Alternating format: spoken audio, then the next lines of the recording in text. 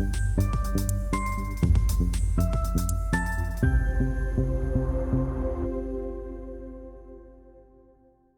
going to switch gears again. And now we're going to talk about what AI might do for you. You're sitting at home and you're not feeling well.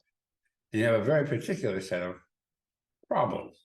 Your stomach is not feeling well, or your GI tract is not feeling well, your muscles hurt, your leg hurts. You can now go on the computer and start looking for various solutions. And the chances are you're going to find something that's pretty amazing. Or you're taking a pill and all of a sudden you have a rash. Has anybody ever seen it? You talk to their doctor and say, I never had anybody with a rash. You go on the computer, it says, a side effect is that 3% of people who take this people get a rash. Well, does that mean you stop taking it? Well, that's a decision between you and your doctor, but it gives you the information you know. How about I take 6 pills? Everybody knows the older you get, the bigger your medicine cabinet is. Your young person is 0. By the time you're 50, there's 2 or 3. By the time you're 80, there may be 7 or 8 different kinds of medicines. And medicines are famous for interacting with each other. They use the same metabolic pathways. Sometimes they plug it up. One of the most mysterious things that anybody who has cholesterol issues knows is you can't take grapefruit of all things.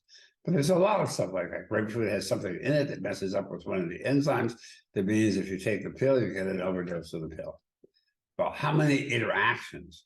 And you talk to doctors, they have a program that looks at interactions, but that's clearly available to you. And what we're going to understand is more and more of the periphery. That looks at the main interactions. But what about these 2 or 3%, 1%, half of 1%? If it's 10 million people, half of 1% is a lot of people. What are the side effects?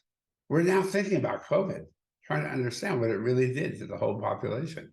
What did the vaccines do? We're just beginning to see what they did. And that is, some of them are very small effects on the heart, on the brain, on the lungs, on the kidneys. Some of them are big effects. Well, the computers are very good at figuring that out. And you as a person, as an individual, will be able to have that information at your fingertips. Now, how do you know you're getting the right information? That's always going to be a question. Drug companies are going to push their medication. Competition is going to find some reason that theirs is better than the other guys. They're going to be false guys trying to sell you something that isn't any good. I think authentication is something we'll start teaching in schools.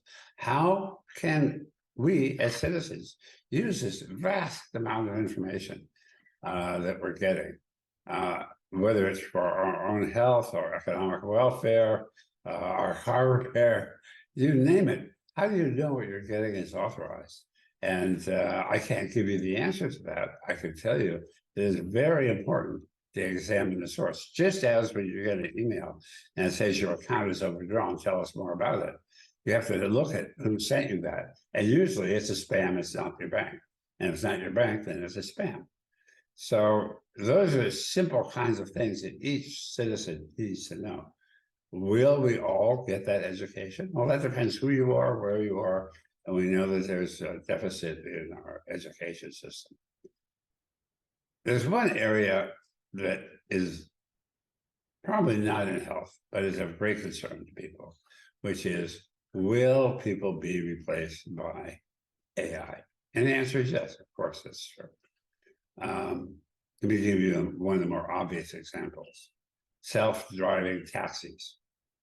Over half the cost of running a taxi company is human cost. How much you have to pay the taxi driver. That's fair. By spending his time driving a taxi, a woman spending her time driving a car, of course you have to pay them. But if you are a taxi fleet owner and you could reduce that by 30, 40, 50%, your cost, because you have an AI system that's now driving your car, well, you're going to do that. And that means that taxi drivers aren't going to be around as much. And that's a big employment for a lot of people, especially new immigrants. So that is just one of the many jobs that's going to be replaced. Let's take something more arcane, somebody who designs art for book covers. Well, I can tell you personally, we used to hire artists and now we don't. Dolly and other AI programs are perfectly capable of making really innovative, interesting images from words. Does that mean that artists are out of a job? No, because many artists are now using AI as their primary tool. Does that mean that's fake? Not necessarily. Does that mean that they can clue into our brains in ways we don't? That's what artists do. They use our visual cues to visual artists do to influence our feelings. Well, they're going to get better at that. They're going to understand that in more detail, and it'll be new art, and then some of it will be manipulative through advertising. A lot of money goes into advertising to try to manipulate you to spend money on this or that or the other thing. Just think of how many advertisements you're bombarded with all the time. And different countries have different standards for that. So there's a wide variety of how you can regulate that. We're drifting a little bit away from AI in medicine, but there's another field. So we're going to shift gears a little bit. Another field that we've been looking at is, I would say, brain-machine interface. We've read over the last year or two tremendous progress in putting computer chips or reading your brain waves and understanding what's going on in your thought process.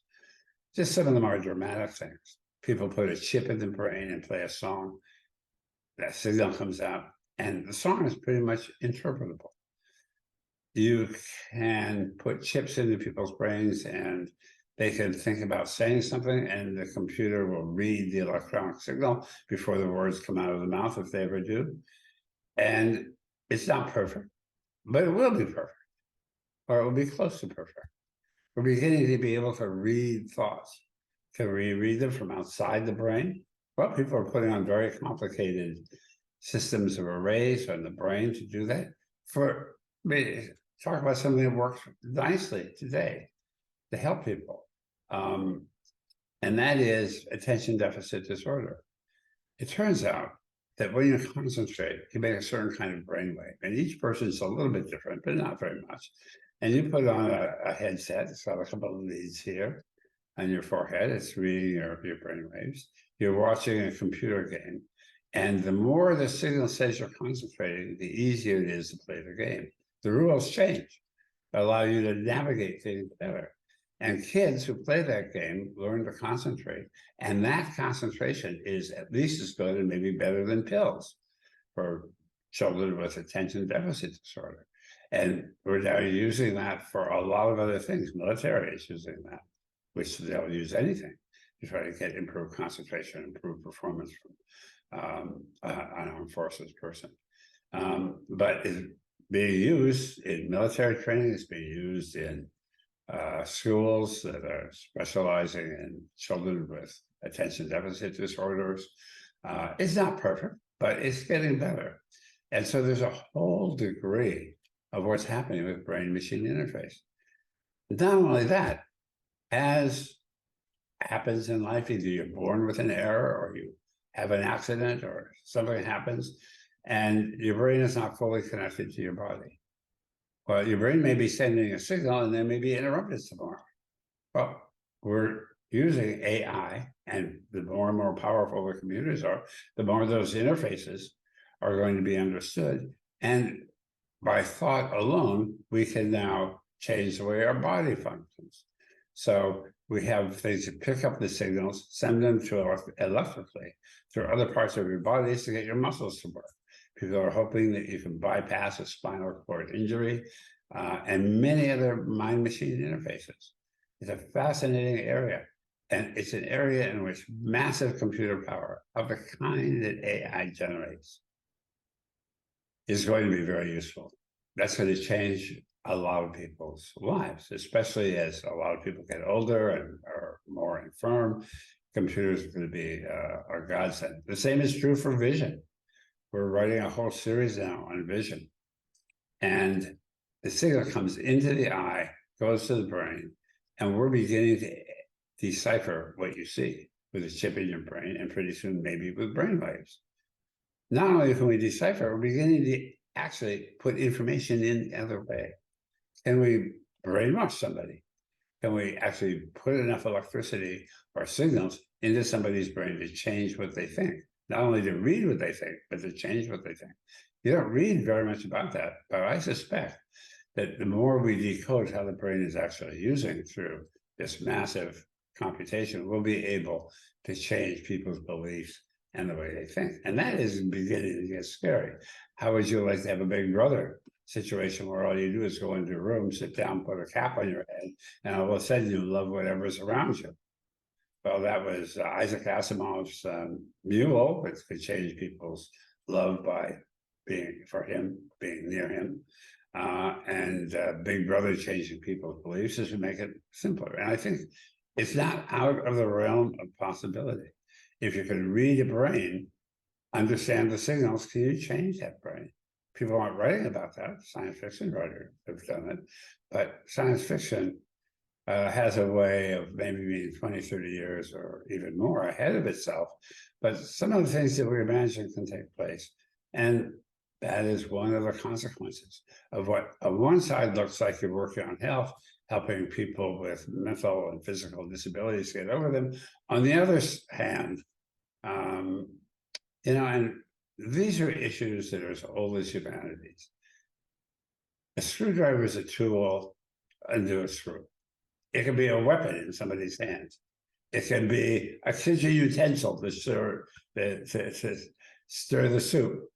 And I'm sure it can pry a lid off a paint can. There are many things a simple tool uses.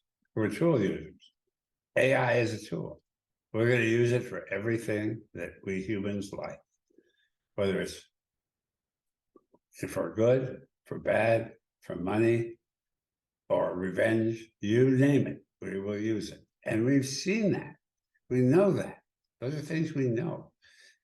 We live in society with rules, but we see how those rules are fragile, are changeable, and all those are going to be accelerated with AI. We're going to have to become more familiar with AI. And it's part of our life. It's been part of our life, computational power. The fact that it's getting better and better now. There are some people who worry that we're going to create an intelligent computer system that decides we're dispensable. I'm not particularly worried about that. I'm worried more about misuses of technology for various purposes, because that's one thing that we know will happen.